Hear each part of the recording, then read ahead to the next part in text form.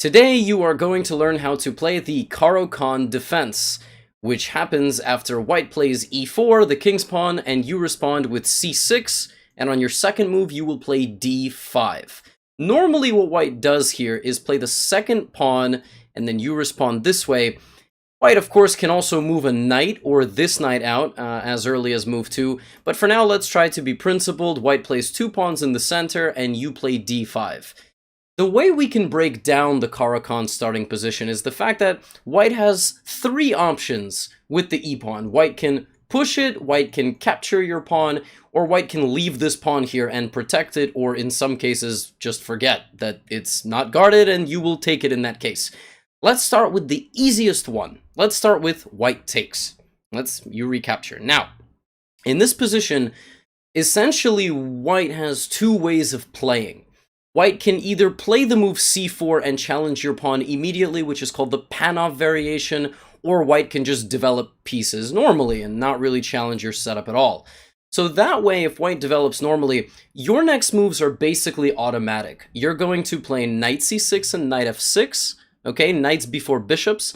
Then you will decide where to put this light squared bishop. Maybe you want to put it on f5 or g4. Maybe you get pinned and you want to play bishop d7. After you decide what to do with the light squared bishop, you will move this pawn, get your dark squared bishop out, and then you will castle. Let's see what that looks like. So I said knights first. Let's say something like this. Now you will get your bishop out to f5. G4 can be good if there's a pin, but right now there's no pin because the bishop is here. Castles, e6, bishop f4, bishop e7 or d6 is completely fine. Let's say rook e1 and castles. Congratulations, you now know how to play the exchange variation of the Caro Kann defense. Your next moves could be playing on the queen side. This is normally what is possible. Sometimes you can hop your knight into the center of the board, but in general, I'm not going to go too crazy on the in-depth analysis. This is how you play the exchange. Now, when white tries to play an early c4, what I recommend is starting out with the knights as well. But here, when c4 happens, I actually recommend playing a bit more solidly with e6 right away, just to solidify your center. And then you can, after developing your pieces, put your bishop on b7. So when c4 happens, go for e6. Let's say something like this. And then after castles, maybe you play b6 and bishop b7. Another thing that you can consider is that when this bishop moves once, you can take the pawn. And that will make the bishop move a second time. So a little trick there, you make your opponent move the bishop a second time, and then you castle and play b6, bishop b7, and you have a nice and solid structure. So that's the exchange. That's the position after white captures. Now, white also can just play a move that protects the pawn. Now, anytime this pawn is left there, you take it, okay?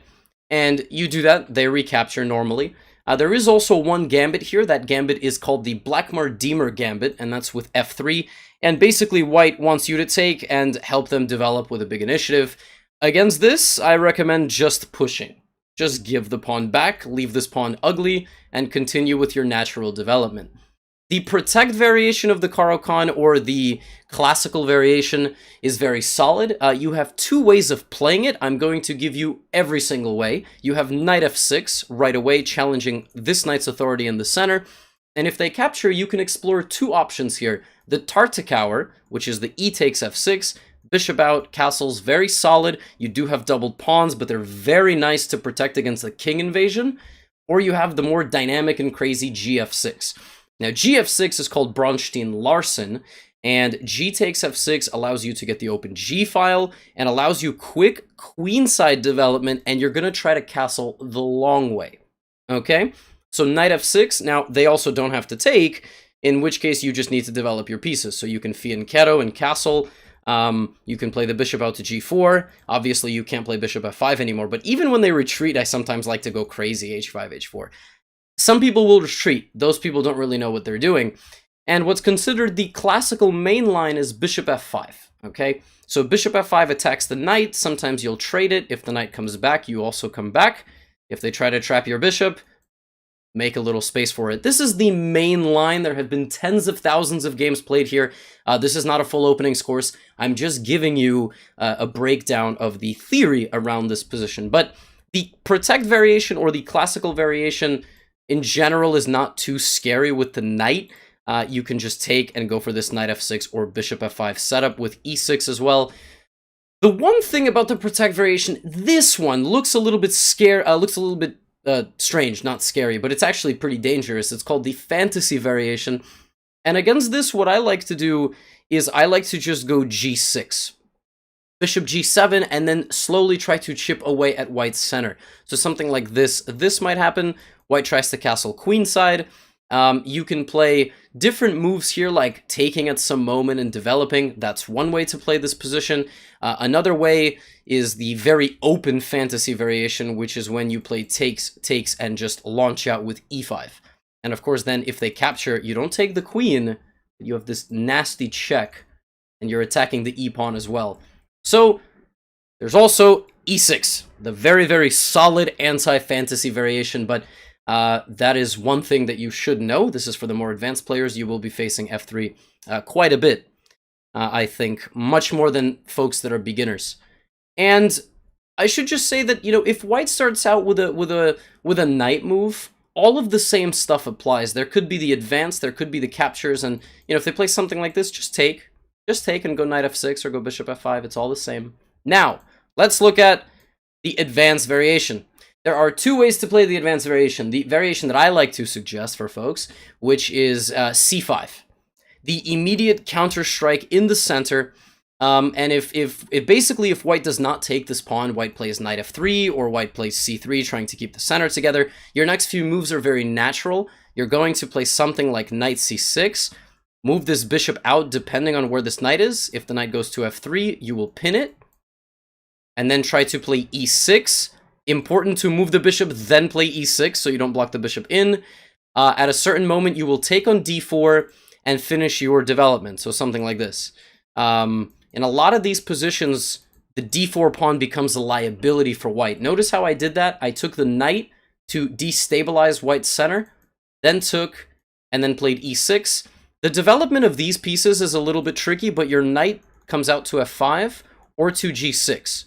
Excuse me, or to g6. So it's going to take the knight a couple moves to develop in the advanced variation, but you should be able to do it with ease. The most critical approach is to take this pawn. Now, I still recommend knight c6.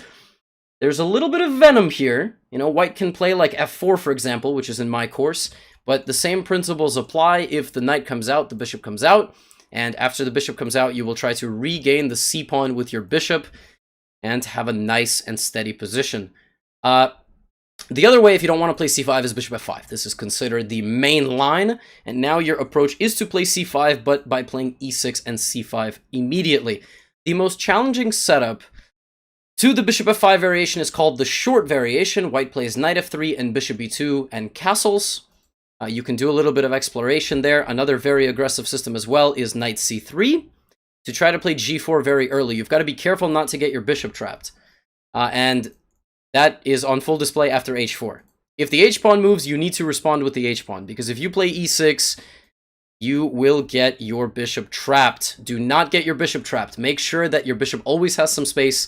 If they move the h-pawn early with h4, I highly recommend just h5 and then playing from there. But seeing as this is a brief video on the Caro Kann, I think that basically covers everything you need to know.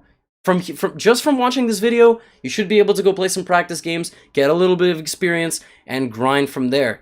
Hope this was useful. I should also say right before we go that since this is only against the king's pawn, a good supplement to this is the Slav defense against d4. So you can start a lot of your games with c6, d5, and getting familiar with those structures.